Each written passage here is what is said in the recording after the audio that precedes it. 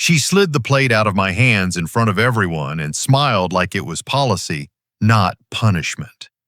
"Dad, since you didn't contribute this year, let's hold your plate for later." That one sentence cracked something that had taken me a lifetime to build: a father's place at his own family's table. By morning, the truth would surface. I owned the roof over their heads, a forged signature had tried to take it, and I'd have to choose whether love could survive the law.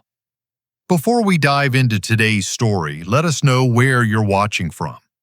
And as you watch, don't just sit back. Be part of the experience. If a moment grabs your attention, whether it's powerful, unexpected, or deeply moving, drop a comment with the timestamp of that scene and share your thoughts. Your reactions bring the story to life, and we love seeing which moments resonate with you the most.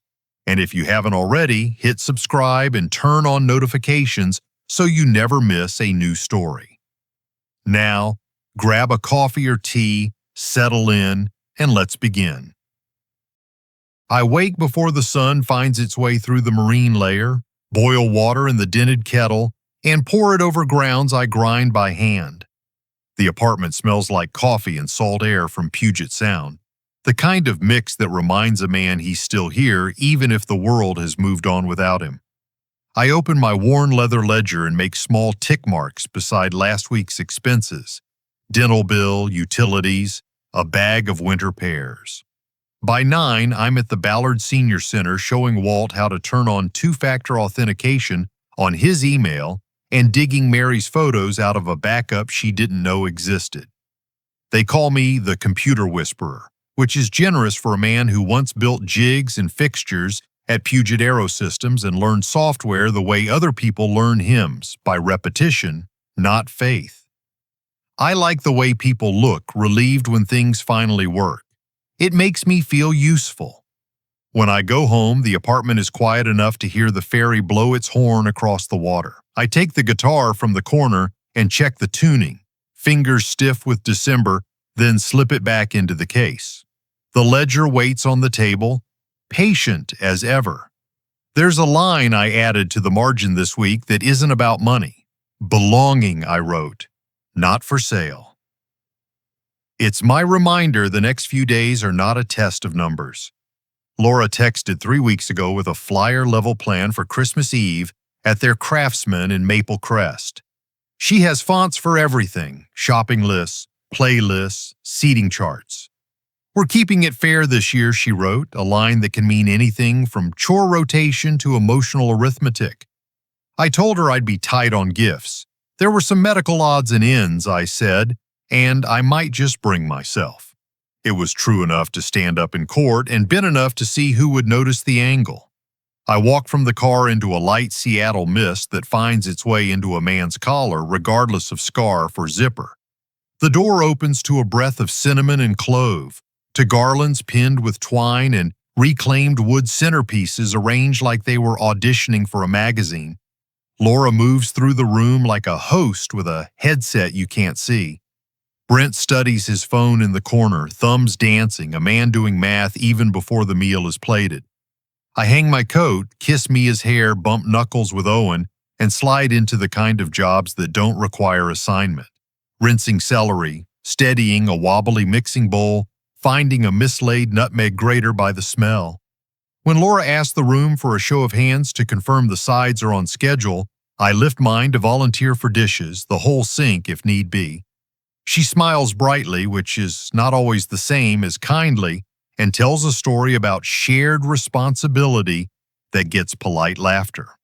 In the kitchen, I find the command center, a whiteboard printed in cheerful fonts, holiday contribution matrix, columns for groceries, decor, cooking, cleanup, cash pool, rows with names, green check marks, and glitter stickers.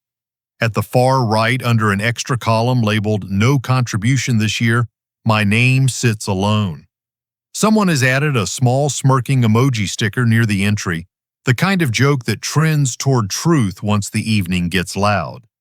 I stand there a moment longer than I should, long enough for the fridge motor to cycle and the house to breathe around me. There's a place card on the dining table with my name on it, Position near the service end a chair that will be convenient when it's time to clear plates. It is not exiled exactly, but it is not the heart of things either. The geometry of rooms tells on us. We draw lines and sit where they say we belong. I take stock of the smell of roasted bird and the soft hiss of seltzer poured over ice, the gleam of flatware set 2 inches from the plate because the internet said so. I notice how Brent's shoulders lift each time his phone pings and how Laura's laugh changes when neighbors pass through the doorway. It has an edge of broadcast to it, like she's directing a small production meant to be clipped into squares later, filtered and captioned for proof. I ease the carving knife along a steel because a good edge feels like respect, then tuck it away and wash my hands again. The ledger in my mind turns to a fresh page. I'm not counting dollars tonight. I'm counting something you can't tally in a spreadsheet. Who looks you in the eye when you speak? Who asks how your week actually went? Who remembers you like the crisp end piece of the turkey and sets it aside without making a point of it? There is a point in every gathering where a man decides whether to be delicate or to be honest with himself. I choose both by keeping quiet and staying present. If they want to measure contribution by receipts, I will bring soap and hot water. If they want to measure love by the weight of gifts, I will carry the trash bags to the alley in the rain. It seems a fair trade, my dignity for their comfort, but only for an evening. At some point, Laura passes through the kitchen and taps the board with a knuckle. Just to keep things clear, she says, not unkindly, and then she is gone, trailed by the scent of mulling spices and the sense of a boundary sketched in chalk. Brent peeks in, glances at the board, and grins without seeing me. Efficiency helps everyone, he mutters, and disappears back into the buzz. Those 2 sentences together total the evening's thesis. I stay by the fridge long enough to recognize the sting is real but not mortal. This is the small blood of a paper cut, easily ignored if you keep your fingers moving. I move. I balance a tray of glasses, wipe a ring of condensation from the maple table, and tell Mia I'll play Silent Night later if she brings me her new purple pick. Deal, she says.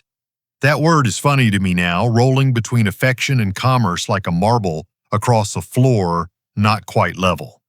Before grace, I look once more at the whiteboard and the smirking sticker by my name. I let the breath out through my nose and try to file it in the ledger where I keep the intangible. Little kindnesses, small cruelties, promises kept, and sidelong looks. Belonging is not for sale, I wrote. That means I can't buy it and they can't price it. I take my seat near the service end, ready to be useful if not central, and tell myself that showing up still counts. It has to. The room was already running on performance when Laura raised her glass and asked for a quick fairness toast. Her voice had that bright managerial ring that smooths corners without softening them. I stood near the service end where my place card waited like a polite suggestion. The cinnamon and clove air felt thick the way lobbies do before a conference, warm, organized, and faintly impersonal. Brent smiled at his screen as if the numbers there loved him back. Neighbors hovered in the doorway, trading compliments about garlands and how well this neighborhood does equity. A guest snapped a photo of the contribution board, a small click that sounded larger than it should. I studied the table from the margins. Napkins folded with a crease sharp enough to earn a promotion, candles aligned to a grid, the turkey resting like a masterpiece that had met its deadline. When the buffet line opened, I waited my turn and reached for gravy with the quiet relief of a man who has decided usefulness will be his gift. The plate slid out of my hand so cleanly I barely registered the motion. Laura's smile did not change shape. Dad, since you didn't contribute this year, let's hold your plate for later. The sentence had the tone of policy, not punishment, and that was the worst part. Forks paused. The carol on the speaker skipped forward and kept playing. Chairs made small, throat-clearing noises against the floor. Brent didn't look up. A couple at the far end traded faces and then arranged them back into neutral. Someone laughed, thin, brittle, like a bridge tested with too much weight. The whiteboard in the kitchen watched from its metal clip, my name still marooned under "No contribution this year," a smirking sticker floating beside it like a bad idea that had learned to swim. I set the fork down as if it were heavy. There is a way to leave a room without breaking anything, and it begins with not taking other people's dignity with you on the way out. I smoothed my napkin, touched Owen's shoulder in passing, and found Mia's eyes long enough to lift one eyebrow in our private signal. Later for the song. I kept my voice even. "Merry Christmas," I said to the room at large and to no one in particular. No sarcasm, no trimmer, just a period. By the coat rack, I counted to 5 with my hand inside my sleeve to keep it from shaking. The front door opened to cold air that smelled like rainfall and cedar mulch. The porch light made the weather look like static. I stepped down carefully, as if the night had become a witness that might be called later. The street was shiny with mist and the kind of quiet that happens after people choose not to say a thing they will have to live with. The car heater took its time remembering how to be warm. My hand steadied on the wheel, the pulse in my jaw doing its dumb drum beat, then subsiding. A notification pulsed on my phone where the map should have been. A next-door post titled "Holiday Leech / Keeson Knoll." The profile photo was a blurry back of head that could have been anyone and was also clearly me. The caption couched scorn in neighborly language. The comments had already grown roots. Advice, jokes, just asking questions. Branding, not feedback. I did what I have taught strangers at the senior center to do: screenshots, full screen, with the clock visible. The phone went face down after that. At home, the apartment felt like a room that had kept faith.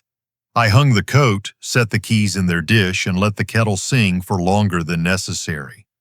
The guitar stayed in its case by the chair, a small act of restraint I could feel in my hands. I powered up the laptop and logged into the property dashboard for the trust. The screen greeted me like a well-kept ledger does: columns, dates, clarity. The Maple Crest address sat there in plain text, alongside rent receipts that could have told a kinder story if anyone had asked to hear it. Below market by design. Lease to own credits intact. Maintenance approvals signed the way you sign a note to your future, not to your accountant. I opened a new email to Noel Park at Soundview Property Management. Subject: Maple Crest, post-holiday walkthrough and documentation.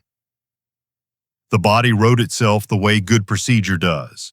Time window options for the 26th, standard scope, photographs of mechanicals, routine items, and a request that she introduce me on site, by name and by role, so we could correct assumptions at the source. I added one line at the end: "This is not corrective, it is clarifying." The sentence looked like adulthood. I hit send. The kettle needed me again and got me. I brought the mug to the table where my leather notebook waited, a clean page ready. Under the line I'd drawn at the end of Chapter 1, Belonging Not for Sale, I wrote a new heading: Respect Ledger. Then I noted what the room had taught me: public policy used as spectacle, complicit silence, a child's eyes looking for permission to keep loving everyone anyway. Names, times, the exact phrasing of the sentence that took my plate. My handwriting stayed neat. Writing tames certain kinds of weather. There was a moment, I'll admit, where old pride asked for a phone call with volume. But I have learned that midnight calls build scaffolds for stories you spend months climbing down from. Dignity over drama. I rinsed the mug, set it upside down to dry, and placed my wallet and keys beside the laptop so morning would meet me prepared. On the laptop, I opened a second tab and pulled the account history for the children's 529 plans. The last transfer sat there like a quiet fact. It steadied me more than the tea had. Before sleep, I checked the next-door post again. It had collected a handful of performative decencies and a few teeth. I did nothing. Screenshots are memory that doesn't bargain. I walk the apartment as if I were checking a shop floor. Window latched, stove off, door locked, light out. In bed, the hurt reorganized itself the way pain does when you decide not to feed it. I thought about roofs, not metaphors, actual roofs, shingles and flashing and drip edges that either keep weather out or don't. Then I thought about the sentence I would need tomorrow when I stood on their porch, with Noelle beside me and the clipboard recording everything. A simple introduction, a matter of record, no ornament. I owned the roof. I had acted like it with generosity. I would act like it with clarity now. On the nightstand, the phone sat dark. The city made its low, wet sounds. I put my hand over the place on my chest where I felt the sting living and told it the truth. We will not answer spectacle with spectacle. We will tell the story with paper. We will name things once and only once, and then we will move. I slept like a man who had stacked tools for morning and trusted them not to wander. Morning slides in under a sky the color of wet slate, the kind of Pacific Northwest gray that quiets a neighborhood. I set the kettle on, polish my glasses with the cuff of my shirt, and pull the blue wool sweater from its hanger, the one Laura once said made me look trustworthy in family photos. I lay out a thin folder on the table, lease to own agreement tabbed in yellow, a payment ledger I highlighted last night, a single-page overview of the McAllister Family Trust.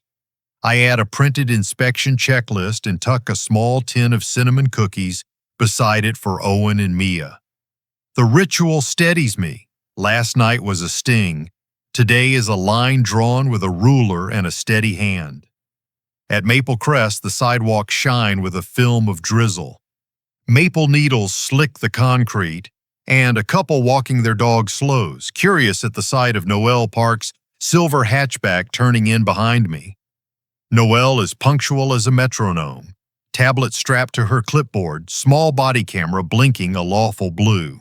"Morning, Mr. McAllister," she says, then switches to the phrasing we agreed would be on record. "Trust representative." Brent opens the door in athleisure that looks expensive and incomplete, like he planned a workout he won't start. Surprise flares and then gets hidden behind hospitality.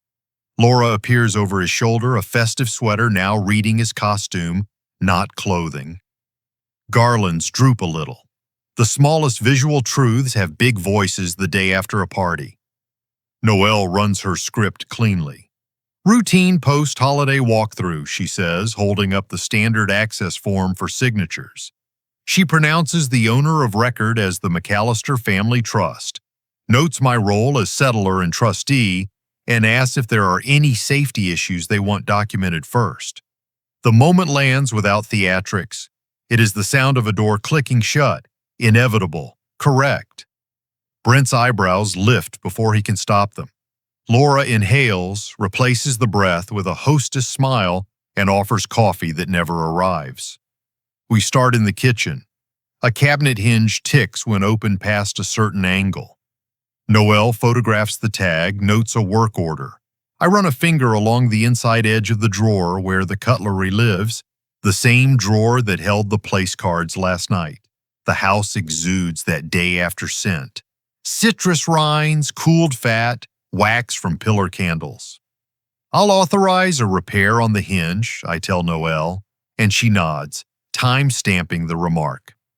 The dining room is a study in symmetry and memory. My eyes catch the empty rectangle where a place card sat near the service end. I don't pause long enough to be obvious. The table's maple grain shows faint rings from sweating glasses.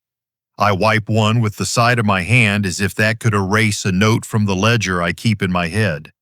Upstairs, we stop in the kids' rooms. Owen's Lego starship has grown wings since last week, and Mia has taped paper snowflakes to her bookcase with surgical precision.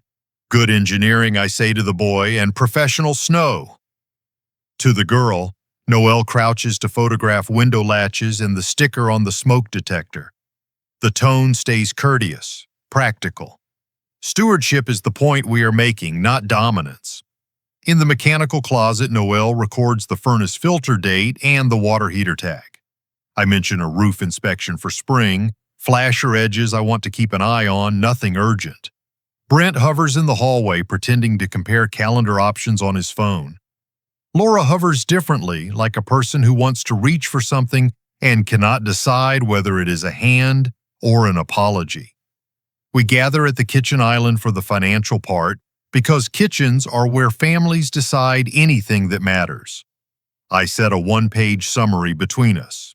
3 lines of market comps, a box showing their historic rent of $1,850 by design, and a bold note on the adjustment to $3,200 beginning next cycle.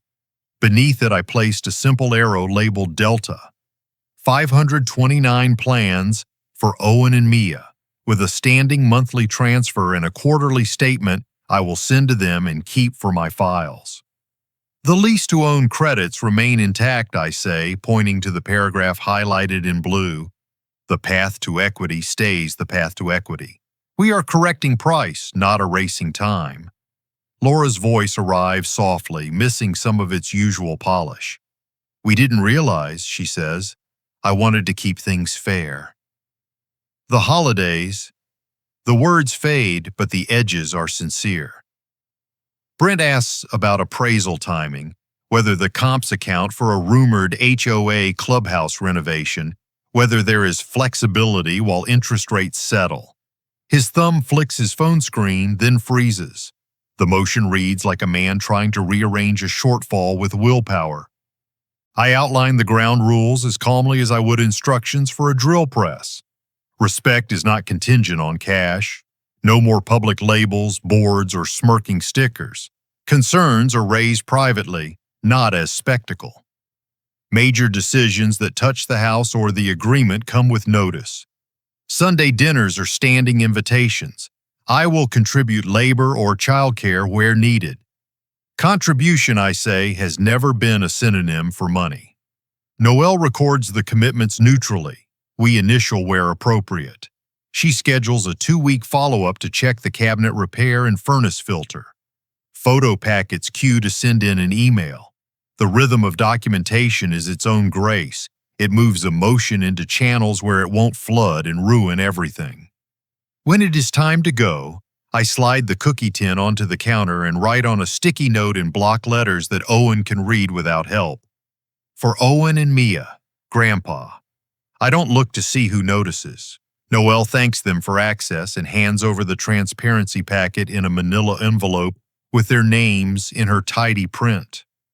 Expect the summary this afternoon, I say. It is neither a threat nor a favor, just a sentence in the correct tense. On the sidewalk, the rain has thinned to a mist as fine as breath.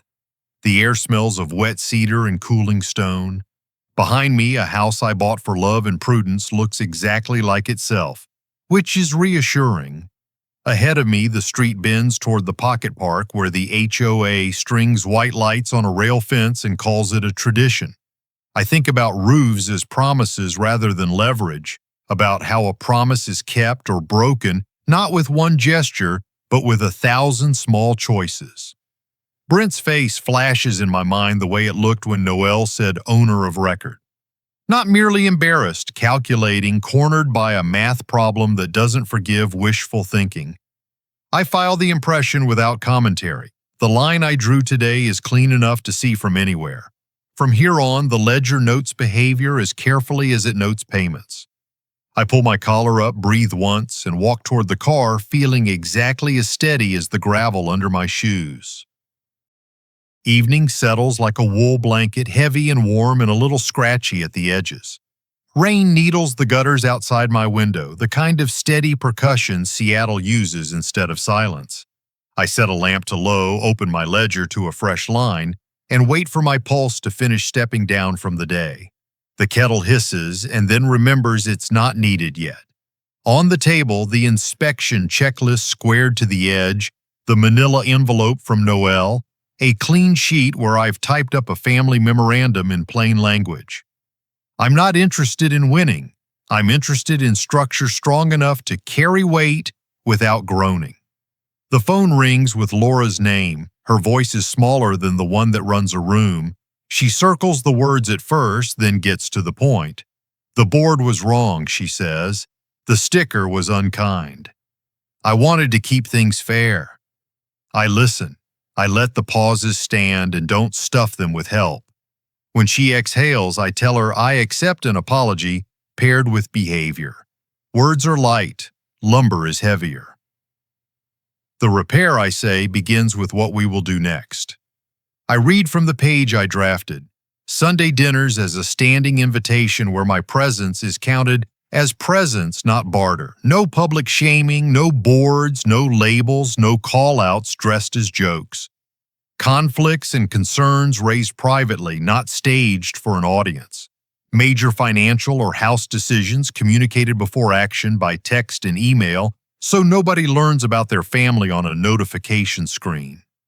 Contribution defined broadly: time, labor, childcare, practical skill. Quarterly check-ins to see how we're doing, because a promise without measurement is an intention that dies standing up. Respect is non-negotiable. I keep my tone level, the way I used to read torque specs to new hires who thought the metal would forgive them.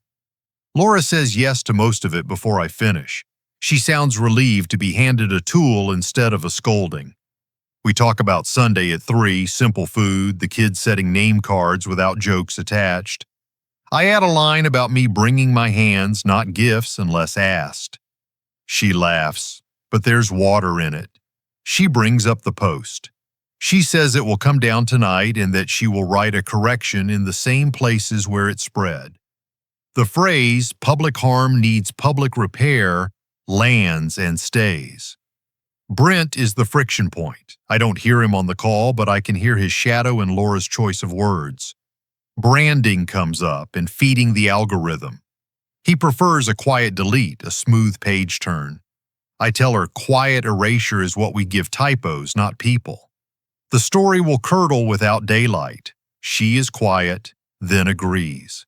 I picture her at their kitchen island, the room I turned into a negotiating table this morning, and I feel both old and capable. When we're done with terms, I leave one sentence to sit at the end like a period with a little more ink. I'm your father even when I don't bring presents. She says, I know. I believe her enough to put the kettle back on. The apartment performs its small orderliness. The streetlight slices blinds into ladder rungs on the wall. A fairy blows a baritone somewhere across the sound. I stack the documents in a way that makes sense to me. Inspection, then MOU draft, then a folder of market comps and a simple one-page summary of the 529 routing. I sign my name at the bottom of the memo, not as a contract, just a promise in ink. Steam ghosts the window above the sink, then clears. My heartbeat has found the tempo of a quiet room. The email arrives with a subject line that taps the glass. Power of attorney submission. Status update. I've spent enough years near compliance to feel my stomach tighten before my eyes finish the sentence. The message treats me as a participant in a process I did not begin. It thanks Edward McAllister for submitting an electronic POA today at 3:41 p.m., notes the requested agent as Brent Reeves, lists a masked account number I recognize, and offers a link to check status with an e-signature hash that looks legitimate at a glance. The bank is proud of its rails. The email reads like progress. I don't stand up. I don't swear. I place both palms on the table to keep from mistaking speed for action. The base of my skull tightens in that old way that used to appear when a machine went off spec and somebody said, maybe it will be fine. Things are rarely fine when they introduce themselves in the passive voice. The kettle chooses that moment to reach its whistle. I turn the dial down and let it stop. Procedure is how a man keeps his self-respect when other people forget theirs. I take screenshots of the email, including the full header. I forward the message to an encrypted archive address and BCC a folder I keep for things that could become evidence. I draft a note to the bank's fraud line requesting an immediate hold on any POA changes pending in-person verification. I attach a scan of my ID and write in simple words that I did not authorize any agency rights for Brent Reeves, that I require a freeze on all related requests, and that I will appear at the branch when doors open to sign whatever attestation they prefer. I add a line about preserving logs and IP addresses because logs are memory that doesn't lie to be polite. I do not call Laura. I do not text Brent. Night is a poor time to invite panic into a house with sleeping children. Besides, an argument is the least efficient tool for a legal problem. I pour the water over a tea bag I will forget to drink and lay the printed email next to the MOU draft. They look like two parts of the same story, a bridge and a match. The ledger on the table holds its line open, waiting for a word.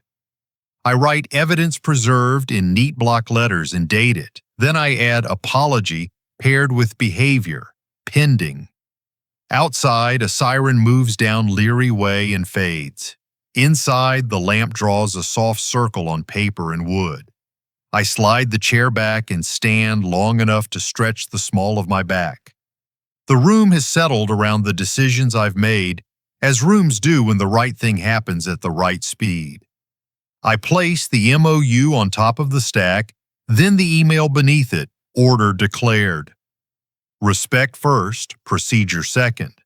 If tomorrow asks for teeth, I have them. Tonight asks for calm, and I have that too. If you're still watching and these terms made you lean in, comment 4 below so I can see you. Now keep going because a single subject line will flip this from etiquette to evidence. Bank counter to kitchen showdown. The next morning, I was at the bank before the doors unlocked. A brittle sheet of frost covered the parking lot, and the winter sun hadn't climbed high enough to decide if it would melt. Inside, the branch smelled of coffee and toner. I introduced myself to the young teller, slid my driver's license and the printed email across the counter, and explained that someone had attempted to file a power of attorney in my name. I kept my tone level like I was reciting part numbers to a trainee. The teller smiled at first, then frowned as she scanned the paper. "Let me get my supervisor," she said. When the supervisor arrived, his posture changed halfway through the email. He asked for my signature and then disappeared into the back office. A few minutes later, he returned with a compliance officer who wore the neutral calm of people who live in disaster prevention mode.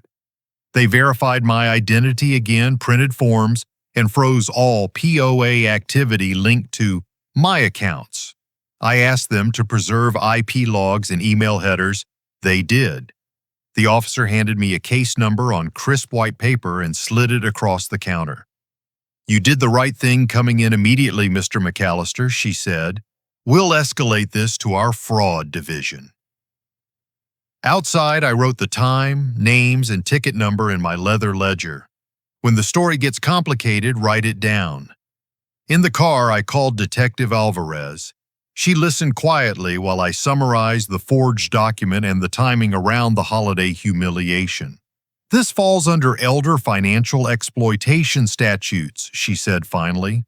The word elder burned a little, but I didn't correct her. She advised me not to confront anyone until she could listen in legally. Capture everything, emails, HOA notices, advisor contacts. Don't delete a thing. Paper trails win cases. Back home, I opened my inbox and found 3 new messages from the Homeowners Association. Each carried a fine. One for a delivery truck lingering too long, one for trash cans left visible from the street, and one for holiday lighting that violated uniform aesthetic standards. Attached were photos with convenient timestamps that cropped out the neighbors' identical infractions. I recognized leverage when I saw it. I screenshotted everything and forwarded it to Alvarez and Noel. Noel called within minutes. "This looks orchestrated," she said. "I'll dispute them formally." These fines are often used to push owners into compliance meetings. Her tone was all business, but I could hear the current underneath. Someone was tightening a noose made of bylaws. By mid-afternoon, I drove to Brent and Laura's house. I wanted a private conversation before rumors calcified into records. Brent opened the door, already performing calm. Behind him stood a man in a gray suit with a binder so glossy it reflected the overhead light. "Dad, this is Todd, our financial advisor," Brent said. The phrase "R" had the density of something rehearsed. Todd extended a hand. "Mr. McAllister, pleasure. We were just discussing ways to unlock the equity in your property for generational liquidity." "Interesting," I said, stepping inside. The kitchen still smelled faintly of cinnamon from Christmas, and the same island where I'd been denied dinner now hosted a legal ambush.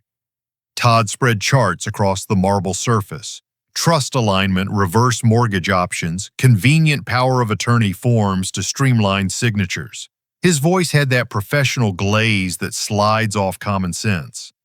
Laura hovered at the edge, guilt written across her face. She wanted this to be legitimate so she wouldn't have to choose between her husband and her conscience.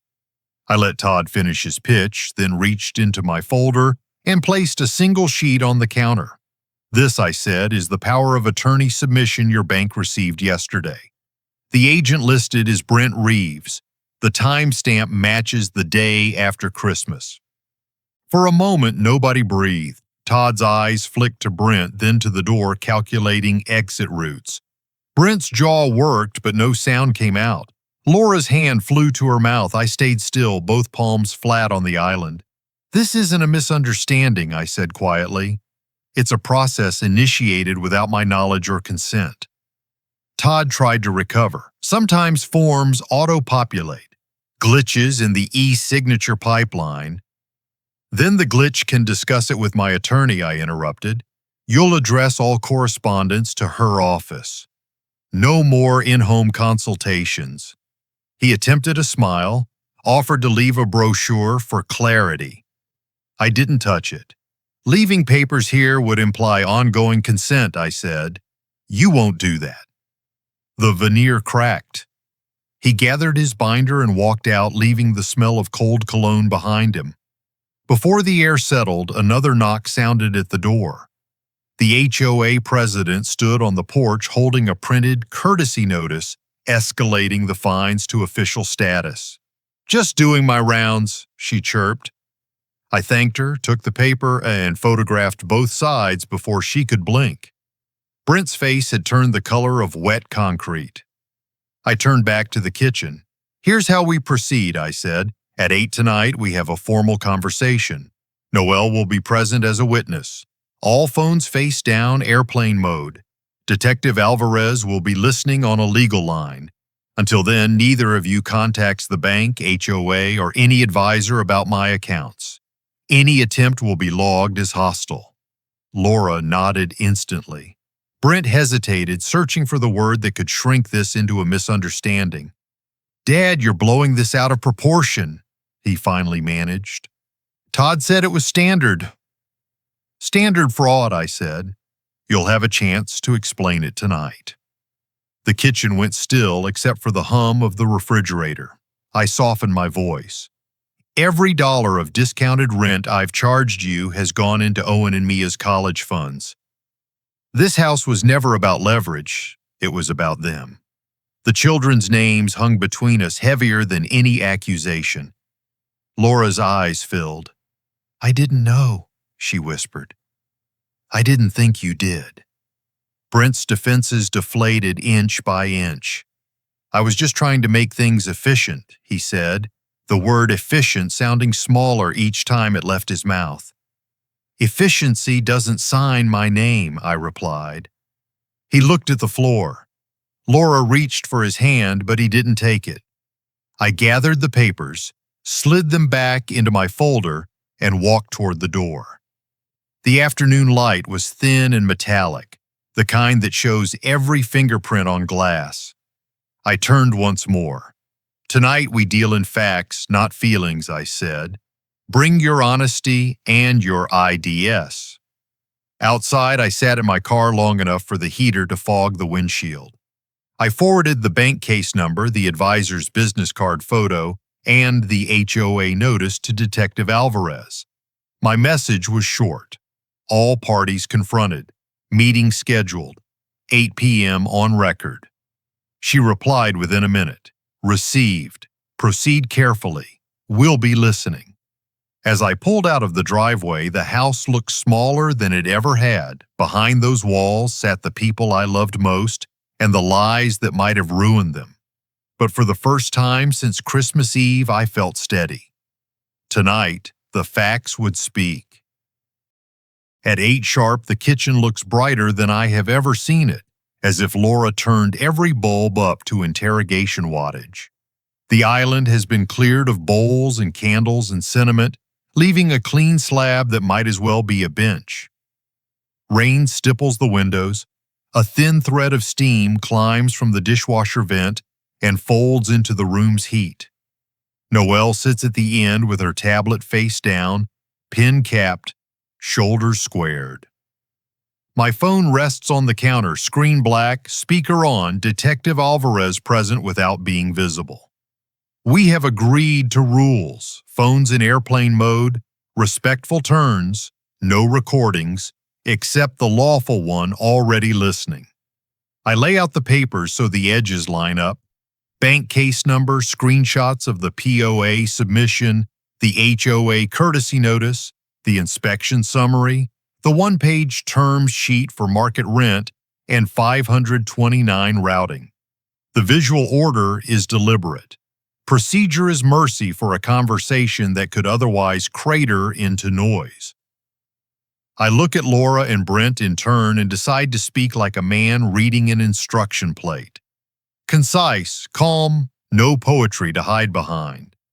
I tell them tonight is about conduct and remedy.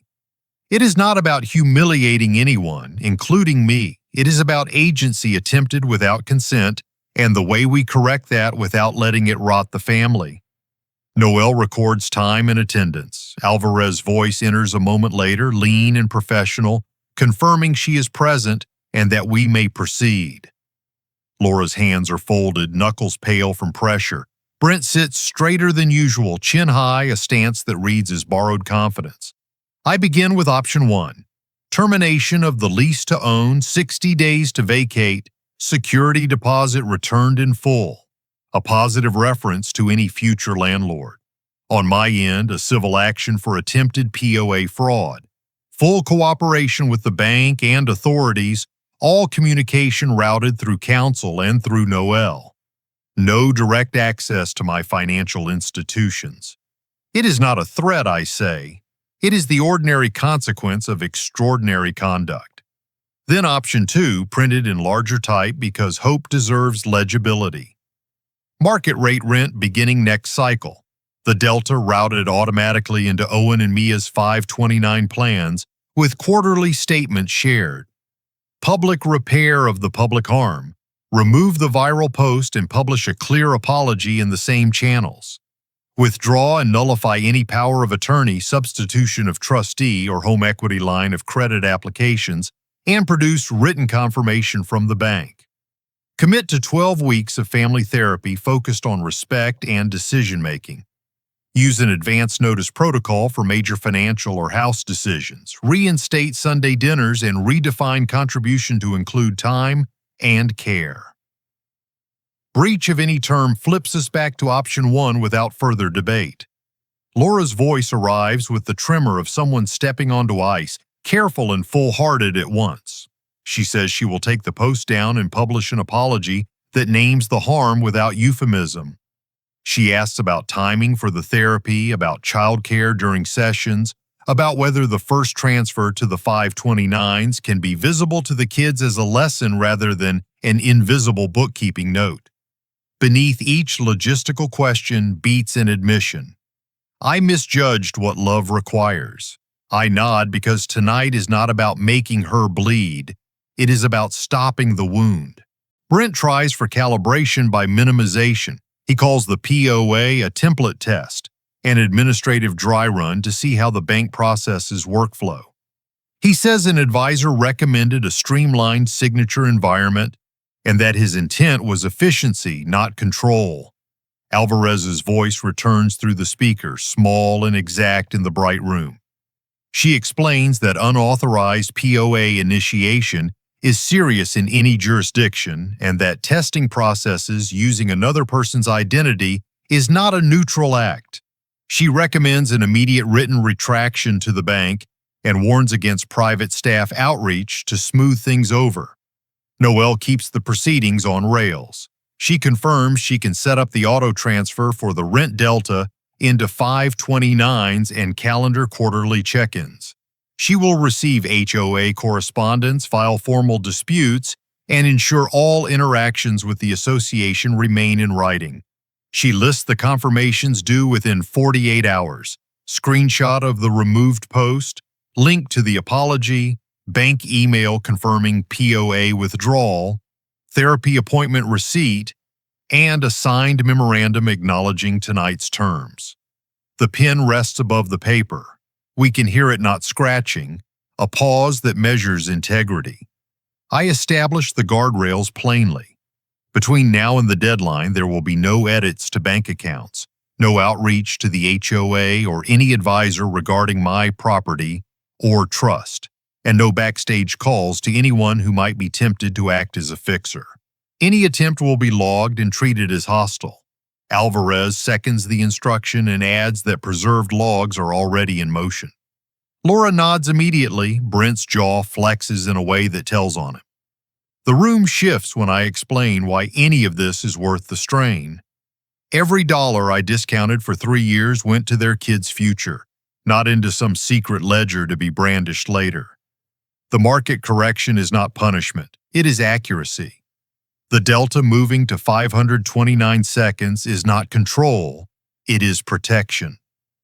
I say the words without raising my voice because I want them to be heard instead of survived. I remind them that roofs are promises before they are leverage, and that promises are visible in behavior long before they are visible in statements. Laura whispers that she is sorry for making fairness into theater. Her eyes do not break contact, which matters more than grammar.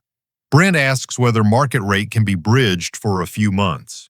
I answer that the bridge already exists in the form of their equity credits and the chance to earn the house by standing up straight. He asks if apology posts feed the algorithm with weakness. I answer that public harm requires public repair. Silence is what we reserve for typos, not for people. The line sits between us, unblinking. I set a timer on my watch for 48 hours, 8 p.m. the day after tomorrow, and place it on the counter where everyone can see the countdown. The gesture feels theatrical until I remember that clocks are just tools to turn anxiety into math. Noelle notes the deadline. Alvarez signs off with a brief reminder. If anything changes, call her first, not last. We end as we began, with procedure. I stack the documents again, aligning corners, and slide them into the folder. Before I leave, I look at both of them and say that I prefer option 2. I tell them I will not trade dignity for closeness, that closeness bought that way always expires. I say we are here because I love the people who sleep in this house and the 2 who dream upstairs about rockets and snow. I say I will choose repair every time it is offered with honesty and kept with discipline. Outside, the rain has thinned into a wet whisper that barely finds the pavement. The kitchen lights still burn behind me, squares of bright geometry on a street the color of lead. In my pocket, the timer begins its long subtraction. Inside my head, the ledger turns a page. Facts by Friday, I think, and close the car door gently, the way you do when someone is sleeping in the next room. Morning arrives colorless, the sky a zinc lid pressed over the city. I brew coffee, open the leather ledger to yesterday's page, and draw a neat horizontal line. Paper before pain. The inbox waits like a witness who won't look away. First, the bank's auto-reply sits there with institutional cheer. Freeze confirmed. Case escalated to fraud. Written POA withdrawal pending. I file the message into a folder named after the case number and copy the timestamp into the ledger. When a story branches, dates become handrails. The compliance call comes 20 minutes later. The rep's voice has the tranquil firmness of a pilot talking through turbulence. She confirms the POA request is blocked and that any agency changes now require in-person verification only. She reads my case number, then adds a brief phrase I like almost as much as good weather. Log preservation complete. An email follows with a header extract, device type, time, and the IP address that originated the submission. I recognize the co-working network Brent favors from the way the numbers line up. Routine leaves a fingerprint. I don't gloat. I write the data points in the ledger. Date, time, IP, device. Evidence behaves better when it is fed details. I call Alvarez. She listens without puncturing the pace, then confirms the IP correlation and asks me to refrain from direct accusations. Let me handle any interviews, she says. Forward everything. No side conversations with HOA. Written channels only. I agree because I like it when professionals draw lanes. She asks for the advisor's legal entity. I text a photo of the business card and watch the typing bubble appear, vanish, reappear. Received, she writes. Background check underway. Noelle forwards a chain that tilts the room. It's a screenshot of HOA texts, the president messaging Brent about stacking fines to create urgency. The phrase is tidy as a snare. Noelle has already filed a formal dispute citing selective enforcement and copied counsel and Alvarez. She requests the board's vote record and camera policies. I write HOA misuse, selective enforcement on the evidence list and photograph the envelopes their notices came in front and back. Postmarks are small, stubborn truths. Laura's apology goes live at noon on the same platforms where the sneer traveled. The post is stripped of euphemism. She names what she did, turning fairness into theater, and apologizes to me and the neighborhood without defense. Comments stack fast. Some people say it takes courage to use the same square for repair. Others tug at threads. A neighbor DMs me a photo of her father at the Ballard Senior Center, thumbs up beside a caption I once typed, "Two-factor means two keys." The community remembers in small ways. I don't engage publicly. I take screenshots for the file and text Laura privately. Thank you for telling it plain. The bank emails Brent with me CC'd, requesting an affirmative withdrawal of the POA attempt and acknowledging preserved logs. His first reply tries to sand the corners, template test, but the compliance follow-up is a firmer template itself. The withdrawal must be explicit. 40 minutes later, the signed statement arrives. Alvarez notes it in her log. I print a copy and slide it behind the case number sheet. Paper accrues weight, the way snow does, flake by flake until a roof needs measuring. Through Noelle, I propose a repair act that looks forward instead of inward. 40 hours volunteering at the Ballard Senior Center? Not punishment, not theater. A way to put hands on something useful where older people aren't content, but human. Noelle replies that she can coordinate a schedule with the director if Brent agrees. I write community hours open in the margin. In late afternoon, I walk to St. Mary's. The radiators tick like cooling engines. Votive candles salt the air with wax and heat. Their flames barely move when the side door opens and shuts. I slide into a side pew, the wood cold enough to make my palms feel younger. Relief has been braided into the day. Process did what it always does when treated early, but grief sits with it quietly. I have lost the simple version of fatherhood, the one where you show up and your place is obvious. I have helped to complicate it by testing love with silence. Tests without words breed guesses, not understanding. I don't ask for anything, not even forgiveness. I make a small vow, speak sooner, softer, in full. The kind of vow that fits in a pocket where a hand can find it when machinery rattles. When I get home, Noelle's operations list is already waiting. Smart locks rekeyed, access logs enabled, legacy cameras removed. New audit trail for door entries with notifications to her and to me. She schedules a vendor to replace the cabinet hinge and a tech to refresh the furnace filter. Banking hygiene follows. Passwords rotated through a manager, fresh two-factor authentication seeds printed and sealed, beneficiary confirmations reissued by the trust attorney. On the HOA front, all contact funnels to Noel and counsel, meeting requests declined pending the board's response to the dispute. Guardrails are not punishment. They are guardrails. I eat a simple dinner and mark a box on the checklist labeled Advisor ID.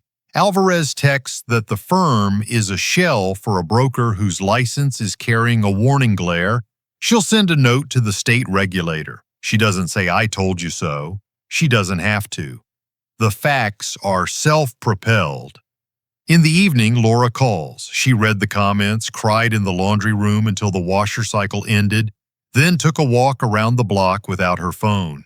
She scheduled the first therapy appointment and made a chart for childcare so Owen and Mia won't feel the adult rearrangements as a lack. Truth felt like opening a window, she says. I tell her that windows are why houses don't become caves. She laughs once, the sound small and honest. Brent texts later. Withdrawal filed. We'll coordinate volunteer hours, I reply with one word, received, because sometimes dignity requires monotone. He adds nothing else. Neutral is a kind of progress when the day began in denial. Before bed, I place the day's printouts into the right sleeves, each one labeled and dated. Bank log extract, POA withdrawal, HOA thread, apology screenshots, Noel's operations memo. I align the tabs, then lay the ledger open and write a single sentence. Evidence complete, repair begun. The period looks heavier than the ink should allow, a dot pressed into paper as if to say, stop here, turn the page tomorrow. I close the book and set it on the shelf where the guitar leans, both of them patient tools for making something steady out of air. The next morning breaks pale over the ship canal, the sun a thin coin stuck behind cloud. I list tasks in my ledger, family MOU, house security, banking hygiene, rent delta to 529S, therapy calendar, HOA written only. Then underline the word visible because repair that can't be seen feels like a rumor.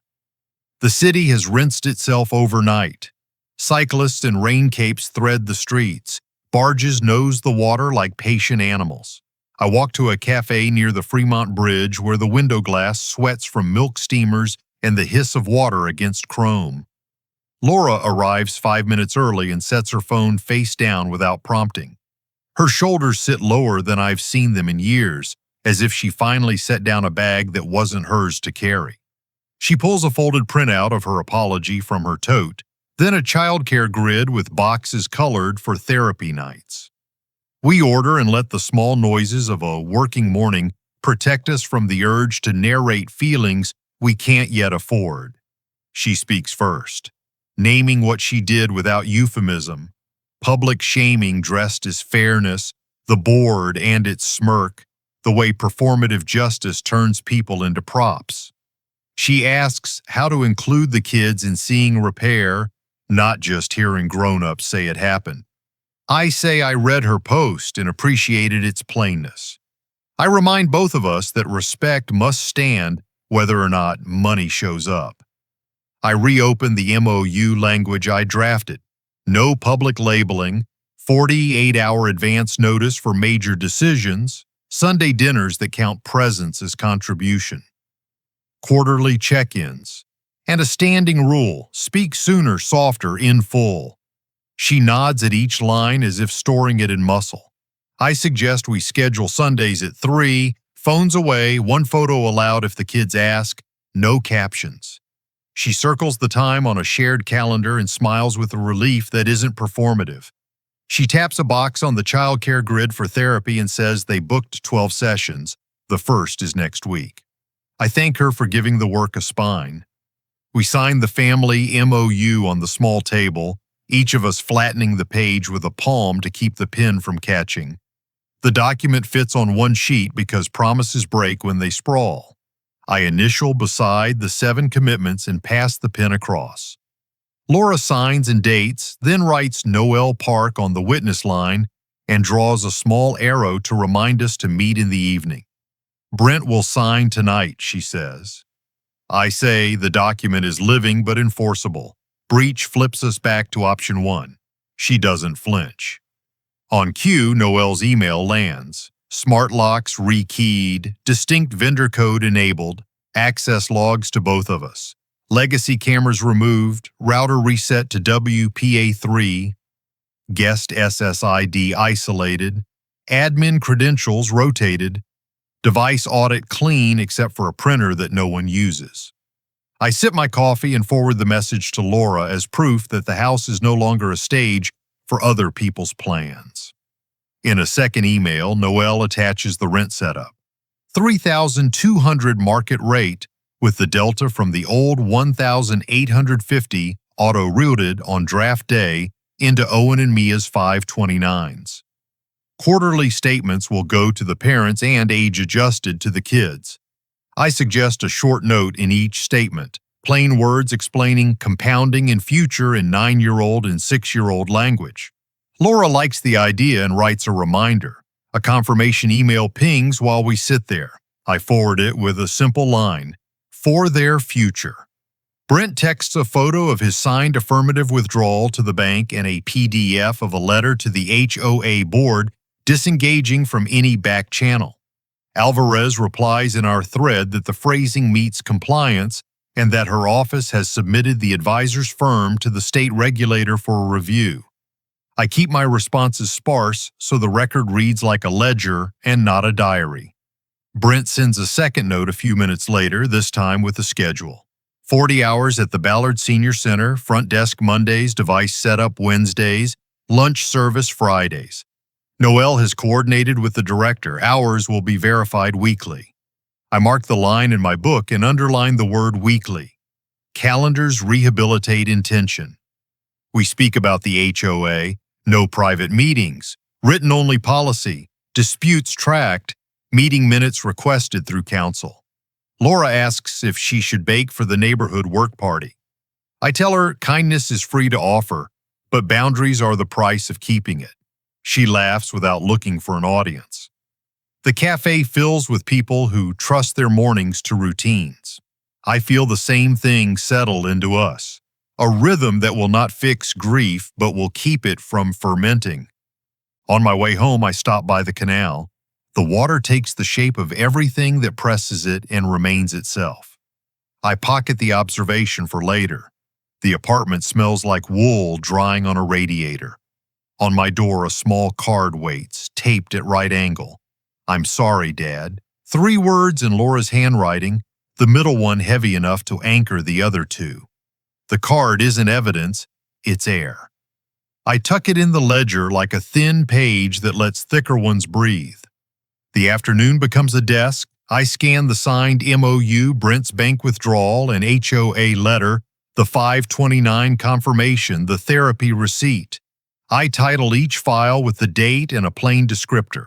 I archive copies to an encrypted drive and print one set for the binder that has acquired the mass of a modest book. Noel pings with smart lock logs showing distinct codes working as intended. A minute later, the furnace contractor confirms the new filter. The cabinet hinge lives again, the door closes without complaint. Small mechanics matter. Laura sends a photo near dinner. Owen has drawn a rocket labeled college, the letters a little wobbly where the marker bled. I reply with a thumbs up made of words, then a suggestion that we build a paper model on Sunday. Brent's message arrives after. Schedule received. I answer with noted and let the silence be a tool rather than a punishment. I end the day the way I've ended so many, ledger open, pen warm from my hand. I write, structure built, trust under construction. The period I make at the end looks darker than the rest of the line, as if the page understood it needed to wear a full stop.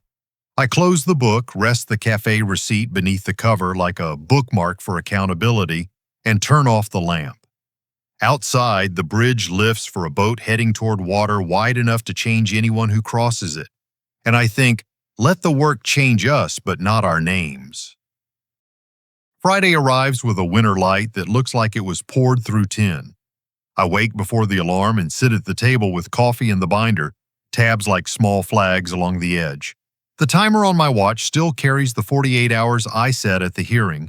It reads 11:52 a.m. now, enough time to flinch, not enough to hide. I flip to the page I labeled Choices and run a finger down the lines until my pulse steadies. Option 1 is clean and cold. Option 2 is work. By noon, a bank email confirms what procedure promised. The POA attempt is fully withdrawn. Account notes lock out any future agency requests unless I stand there in person with ID and a human being on the other side of the counter. The subject line includes the case number and the words resolved. Internal controls applied. I print it and slide it into the sleeve behind the withdrawal. Paper has a way of turning air into structure. At 2, Alvarez calls. Her voice is clipped but satisfied. The advisor's firm has earned a regulator's glare and a scheduled interview. She doesn't predict outcomes, and I don't ask. She confirms the HOA text thread is preserved and that counsel has requested minutes around selective enforcement policies. Stay in the written lanes, she says. I promise I will. After we hang up, I write in the ledger, law in motion, stand still and straight. At 4, Noelle pings me from the car outside Maple Crest. She's early by design. Witnesses are most useful when they arrive before interpretation does. I drive over with the binder seatbelted beside me. The sky is the color of solder. On the porch, the door opens before I knock. Laura's eyes are red, not from drama, but from the exact fatigue of a person who has been making arrangements instead of excuses. Brent stands a step behind her, shoulders set, jaw less defensive than undecided. We gather at the kitchen island as if it were a bench again. The contribution board is gone. In its place hangs a cork strip with a family calendar and a grocery list written in hand, not font. The air smells like citrus. Noelle sets her tablet down and opens a slim folder with 3 documents. The family MOU we signed at the cafe, the market rate addendum with the 529 auto transfer clause, and a 1-page letter addressed to the bank from Brent, affirming his withdrawal in language without wiggle. We move in order. Laura signs the addendum first, her hand steady. Brent signs next, 1 page, then the other, no sighing, no commentary. Noelle witnesses. I initial beside the clauses that count. Market rent effective next cycle. Delta to the kids' plans automatically. Quarterly statements to both parents and me. Sunday dinners and quarterly check-ins in the shared calendar. I slide a copy of the bank's resolved email across the island and say only, your records. The island doesn't need words to remember. Laura takes out a plain envelope and hands it to me. Inside is a printed apology she posted publicly and will leave standing. She has added a line at the end that did not appear online. I confused fairness with optics. I will practice fairness without an audience. I don't comment. I simply place the paper behind the regulator letters and feel the binder's weight shift by the thickness of a single act done right. At 6, the doorbell rings. It's the HOA president. Invitation in hand for a compliance conversation. Noelle steps to the door and receives it with a smile that could cut metal. She states, clearly and pleasantly, that all HOA matters are being handled in writing by counsel and property management, and wishes the president a good evening. The exchange is short, correct, and strangely kind. The door shuts. Brent exhales through his nose, the sound of a man learning the shape of a boundary. I look at the timer on my watch. 3+ hours remain. Enough to back out, if backing out were still an option. I ask for the kids to come down. They drift into the kitchen in socked feet in the ordinary electricity of Friday. I place 2 envelopes on the island addressed to them, each with a single page, a simple graph showing their 529 paths, and a note in my hand. This deposit is today's proof, I've written. Proof is what we use when a promise needs legs. They don't read it now, that's fine. Some letters are meant to be opened by older hands. We eat early pizza because nobody needs ceremony tonight. The rule, 1 photo if the kids ask, holds. Mia asks, Owen forgets to pose, which I take as a good omen. After, I clear plates and watch Brent carry a stack of glasses to the sink without waiting for a cue. He moves like a man who has measured his steps and found a tempo he can keep. Laura wipes the counter in tight circles, then stops and looks at me. The moment doesn't ask for speeches, so I don't give one. At 7:30, Noelle and I sit at the table and review the operational list one last time. Smart locks confirmed. Vendor code temporary and set to expire after each visit. Router reset, guest network fenced off, bank hygiene done, therapy calendar pinned. HOA in writing, Sunday dinner set at 3, first one this weekend. Anything missing, she asks. I shake my head. Don't break the rhythm, I say. She smiles. Rhythm is my favorite project manager. 8 o'clock arrives without an announcement. I had promised facts by Friday, and here they are. Signatures, schedules, confirmations, a house that no longer doubles as a stage. I don't call a meeting to declare it. I simply stand, close the binder, and feel the small click of rings meeting metal. The door to the pantry is still slightly misaligned from a hinge that never quite liked its job. I adjust the screws a quarter turn and the door rights itself. Low drama repairs. The best kind. Before I leave, Brent speaks without dressing his words. I get what I did, he says, eyes on the island, not on me. I'll keep my side of the structure. I nod. It's not absolution, but it's useful. Laura walks me to the door with 2 paper bags, leftover pizza, and a Tupperware of carrots Owen peeled badly on purpose. On the porch, the air has lost some of its bite. The HOA's strings of white lights look less like surveillance and more like attempts at cheer. In the car, I put the binder in the passenger seat again and buckle it without irony. I send Alvarez a single text, option 2 chosen, all confirmations in place. She replies with a check mark in 3 words, hold the line. I drive home under a sky that isn't brighter, just honest. Back at the apartment, I shelve the binder and open the ledger. The pen hesitates in the way a pen does when a long page wants the right last line. I write, facts by Friday, family by discipline. The period lands heavier than ink should allow. In the window, the sound is a dark sheet. A fairy threads it like a needle restoring a seam. I lock the door, turn off the lamp, and feel the house hold. Winter softens the way metal does after heat, still itself, less likely to cut. The Sunday dishes dry in quiet stacks on Laura's counter, and the maple table where I once lost my plate now holds crayons and coffee rings. I wipe a pale ring until the grain returns, a small repair that feels like the right size for a man who finally learned to speak first. Back home, I leave the blinds open to Puget Sound. A fairy threads the dark like a needle stitching a seam. I open the leather ledger to a page with more white space than ink. I write what I've avoided writing. I tested love by withholding words. Silence made room for guesses. Guesses made room for theater. The new rule fits on one line. Speak sooner, softer, in full, and I trace it once with the tip of my pen so it won't slip away under busier thoughts. The family MOU sits at the front of the binder, modest as a spine. We keep the rhythms we promised.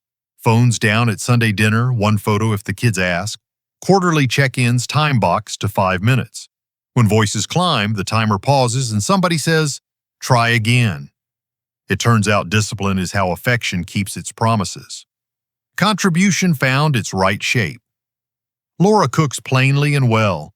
Brent pours water, clears plates, fixes what squeaks without waiting for applause. I bring hands, not gifts, and play a hymn after dessert because the room wants something soft. The apology post still stands where the harm traveled. The bank's withdrawal confirmation sits behind a case number I could recite in my sleep. HOA business stays in writing. No advisors at the kitchen island without counsel to counsel ever again. Guardrails don't punish. They protect the road.